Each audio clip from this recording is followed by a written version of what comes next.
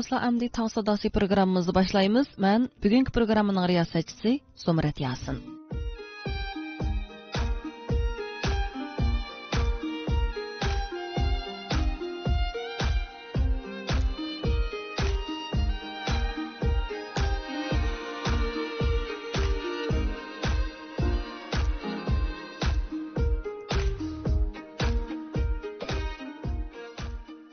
Sevimli do'stlar, bugungi programmamizda oldi bilan psixika va sog'lomlik sahifamizga o'rinlashtirilgan tuvandagi mazmunlar diqqatingizda bo'ladi.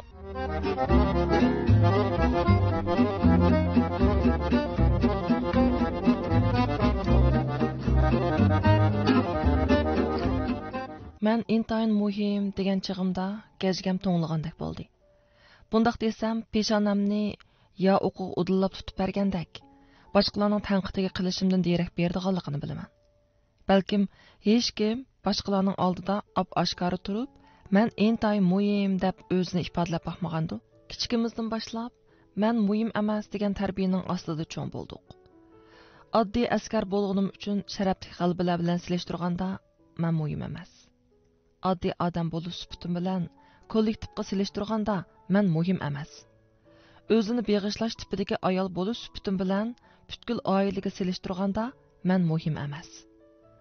Hamma yerda uchrab turadigan odamlar orasidagi biri bo'lish supatim bilan qimmatli moddiy buyumlarga silishtirganda men yanada muhim emas. Biz, ya'ni ixcham qilib aytganda, yakka men muhimmi emasmi? Men koinotdagi sonsiz narsalarning javhiridan shakllangan. Umrimizda qanchalik yemakliklarni yevatganimizni, qanchalik suvni ichayotganligimizni hisoblasaqla, bu g'oyat zo'r sondan hayron qolmay turmaymiz. Odatda har bir tal guruch, bir tal ko'ktatni qadrlaymiz. Necha ming tal dalliq oshliqni sonsiz tomchi suvda sug'urish orqali terib o'stirgili bo'ladi. Shundaq turuqliq osonla isrof qilib yetamdiq. Muzeyda Beyjing odamining tar peshonasi va oldiga bo'rtib chiqqan tumshuqini ko'rganimda, insonlarning ibtidoiy jamiyatda qanchalik qo'pol va jafoliq yashaydiganligini his qilaman. Ular ming bir mushaqqat yasab chiqqan tosh qurollarga hozirgi nazarimiz bilan qarasak, nihoyat oddiy o'yinchoqdek bilinadi. Hozirgi kichik bolalarmi nihoyat ravon so'zlayalaydi. Buningdan bizning tadrijiy taraqqiyotda qanchalik uzoq yo'llarni besib o'tganligimizni his qila olamiz. Kallimiz bir tarix, sonsiz ajdodlarimizning ilgirlash izlari kallimizning cho'nqur yeriga o'rnab ketgan. Biz 100 milliard yillar yashab qurib ketgan daraxtdan chiqqan yangi yo'pirmoq. Biz o'zimizga emas, yana bu tuproqqa tava. Inson ruhining o'ti uzilmay kelayotgan zanjirga o'xshaydi. Bir nafs halqi bo'lib suhbatimiz bilan o'zimizning muhimligini inkor qilganimiz muqaddas va'daga amal qilmaganlik bo'lib hisoblanadi.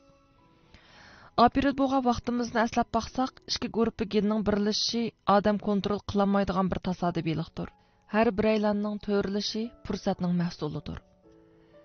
Ba'zida tuyuqsiz boshqa bir dodi bilan boshqa bir ona bo'lgan bo'lsa, men aslab bu dunyoda bo'lmagan bo'lardim deb o'ylab qolaman.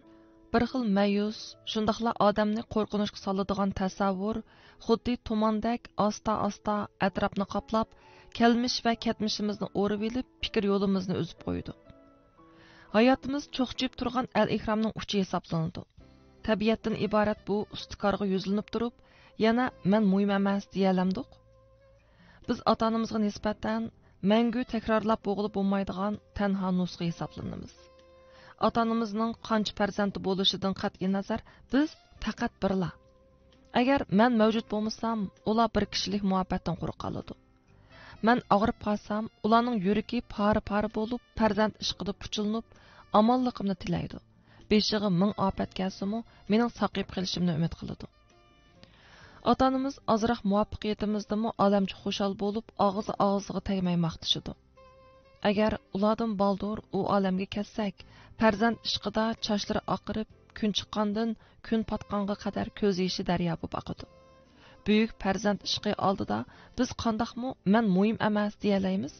Bizning xotiramiz juftimiz bilan chambarchas bog'langan bo'ladi. Hatto ikkisini bir qozonda qaynab chiqqan deyishga bo'ladi. Ayoldan ayrilib qolgan erning hayot mamatlikqa munosabatli qo'rg'isi azlab qolgandek, yuragi quruqdilib, har bir shamolga agishib qon tomchilashga boshlaydi. Erdan ayrilib qolgan ayollar tari uzilgan chalg'udak yomg'irliq kechida mungluq pig'on chekishidi. juftımizning ko'z yoshlariga qarab, yana "Men muhim emas" deyalamdiq. Ballarımızga qarasaqla, ko'nglimiz to'q bo'lib, yuragimiz butun bo'lib qoladi. Biz ularning dastlabki koinoti. Ularga nisbatan biz cheksiz deymiz. Agar biz bo'lmasak, ballarimiz olamcha mehr muhabbatdan mahrum qilib, bizni har yerdan izlash qo'yiga tushadi. Taqsiz sunsa qadasaq bo'ladi, ammo balliqda ko'ngil sunsa asliga keltirgili mumkin emas. Yardan qon oqsa, onamizning mehrli qo'li bilan uni tengib qo'ysa saqaydi. Muhim tanlashlarga duch kelsak, dadimizning aql parasti bilan tadbir izlasak bo'ladi. Keyingi avlodlarimizga qarab, o'zimizni muhim emas deyalamdiq. Uzoq yillik qadinos do'stimizning qosh qapiqiga qarabla nima bo'lganligini, nima o'ylayotganligini bilamiz. Agar men bo'lmasam, kompyuterda muhim hujjatdan biri mangulikka o'chib ketganga o'xshaydi. Do'stligimizning aslimisida yomg'ili bo'lmaydigan to'shikdan birsi paydo bo'ldi. Qorong'u kechada qo'lini so'zib, telefonning nomer bosadigan knopkasini silab yiqib to'xtab qoladi. Esida mixta qolgan bu telefon nomeri endi ulanmaydi. Har yili yet bayramlarda uning tabrik otkartkasini topshirib olatdim. Hozir bo'lsa, u ko'zini yumib bir haza o'ylangandan keyin adresi yo'q, ismi bor kartadan birini yezib, odam bormaydigan joyga berib ko'ydirib etadi. Ko'n do'stlar xuddi qumliqdagi ko'ni sapaldek, biri so'nsa, biri azlab boradi. Uningga o'xshashdan yana birini topqili bo'lmaydi. Bundaq yaqin do'stlarimizga qarabmi, yana men muhim emas deyalamdiq. Men intayin muhim. Men xizmatim va ishlarimning kam bo'lsa bo'lmaydigan egisi. Ijodiyatlarim xuddi kaptarlardek osmonda parvoz qiladi. Men bo'lsam, ondan ularga qanot qo'yruq putiladi. Mening tasavvurlarim marvoyitdek sohilga chechilgan bo'lib, ular mening tervilib oltin yepga o'tkazishimni saqlab turadi. Mening irodam toki ufq siziqi g'oyib bo'lgan yergacha so'zilgan bo'ladi. Men boshqalarga vakillik qila olmagandek, boshqalarmi menga vakillik qila olmaydi. Men intayin muhim. Men o'zimga doim past ovozda so'zlayman. Boshqalarga yuqori ovozda jar selishga ko'nmaganman. Men muhim bo'lmagan turmushda yashab kelgani pek uzoq bo'ldi. Buningdan keyin men intayin muhim. Men yana takrorladim. Bar ovozimni qo'yib etdim. Yuragimning men muhim deb so'qiyotganligini angladim. Oxiri dunyoga yuqori ovozda jakorli oldim. Birdamdan keyin tog'i va daryolardan kelgan aks sadoni angladim. Shundaq. Men intayin muhim. Har bir odam jasorat bilan shundaq jakorli olishi kerak. O'rnimiz oddiy, salohiyatimiz to'van bo'lsa-mu, bu bizning muhim emasligimizni bildirmaydi. Muhim degan gap, ulug' degan gap bilan ma'nodosh emas. U qalbning hayotlikqa qilgan va'dasi. Kishilar doim kasb muvaffaqiyati nuqtasida turib, bizning muhim yoki emasligimizga hukm qiladi. Lekin men har vaqt tirishayotgan, g'alaba uchun kurash qilayotganlar bo'lsak, turmushimizda cheksiz muhim bo'lib yashayotgan bo'lamiz deb aytalayman. Beshimizni ko'tarib bu go'zal plantadagi sonsiz hayotlikqa qarab, bar ovozimiz bilan mundaq deb jakorlaylik. Men intayin muhim.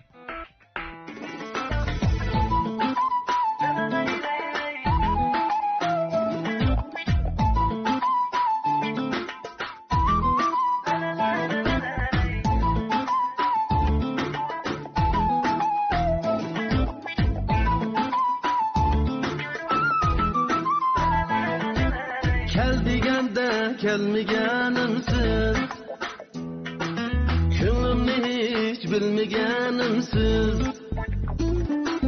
Kel deganda kelmaganimsiz, ko'nglimni hech bilmaganimsiz. Bir qarashda aqlimni elib, tushlarimga kirmaganimsiz.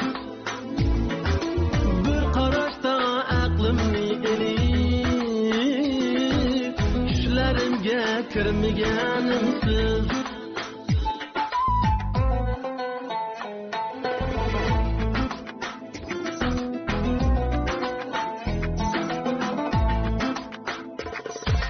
Sizga yurak so'zim bor edi, tilimni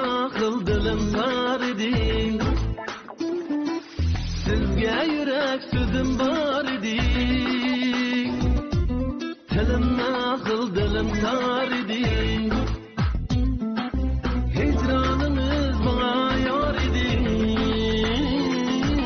Sözge fırsat vermegenimsiz. Hicranımız bana yar idi. Sözge fırsat vermegenimsiz. Siz bilsiniz dil aramımsiz. Muhabbetli keng cihanımsiz. Siz bilsiniz nevbaharımsiz. Hayat yürmekке bahanımsiz.